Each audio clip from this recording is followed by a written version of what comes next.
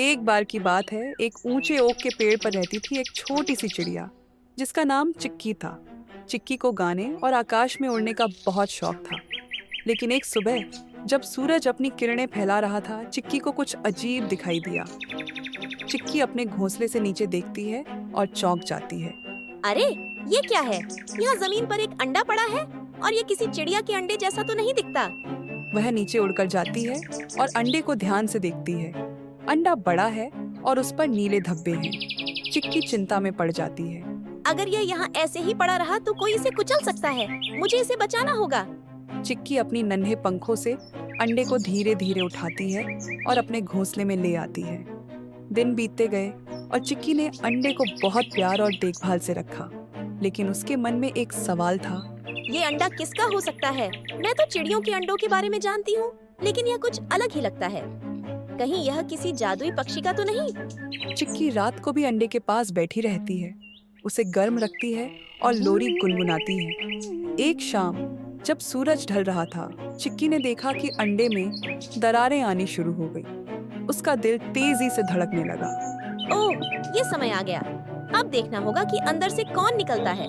अंडा टूटता है और अंदर से एक छोटा सा मुलायम हरे पंखों वाला तोता बाहर आता है। नमस्ते, मैं हूँ टिमी, एक चूजा। अरे वाह, तुम तो एक तोता हो। मैंने सोचा था कि कोई चिड़िया निकलेगी, लेकिन कोई बात नहीं।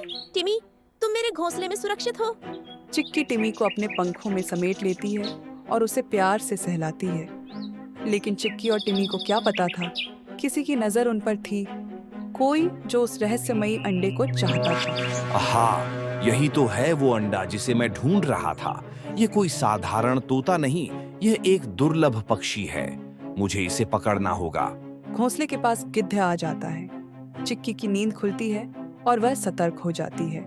कौन है वहाँ? रुको, तुम टिमी को नुकसान नहीं पहुँचा सकते। गिद्ध अपनी बड़ी चोंच से टिमी को पकड़ने की कोशिश करता है, लेकिन चिक्की फुर्ती से उसके सामने आ जाती है और तेजी से उसकी आंखों के सामने फड़फड़ाने लगती है। हटो छोटी चिड़िया, ये मेरा शिकार है। नहीं, टिमी अब मेरा परिवार है और मैं उसे बचाने के लिए कुछ भी करूंगी। चिक्की जोर से आवाज निकालती है, जिससे जंगल के दूसरे पक्षी जाग जाते हैं। अचानक कई तोते उड़कर आते हैं और गिद्ध को घेर लेते हैं। गिद्ध डरकर भाग जाता है। चिक्की की बहादुरी और हिम्मत ने टिमी को बचा लिया। अब वे दोनों अच्छे दोस्त बन चुके थे। धन्यवाद चिक्की, तुमने मुझे बचा लिया। तुम सच में बहुत बहादुर हो। तुम मेरे दोस्त हो टिमी। सच्चे दोस्त हमेशा एक दूसरे की मदद करते हैं। दोनों मिलकर चहचहाते हैं और आकाश में उड़ जाते हैं। तो दोस्तों, इस कहानी से हमें यह सीख मिलती है कि मदद और दोस्ती की कोई सीमा नहीं होती।